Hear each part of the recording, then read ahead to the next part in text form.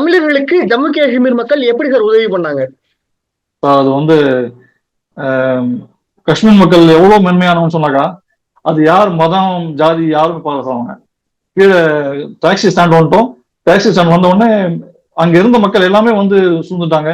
Tea எடுத்துட்டு வந்துட்டாங்க கையில. டீ சாப்பிடுங்க, முதல்ல டீ சாப்பிடுங்க. இங்க வந்து நீங்க சேஃபா இருக்கீங்க.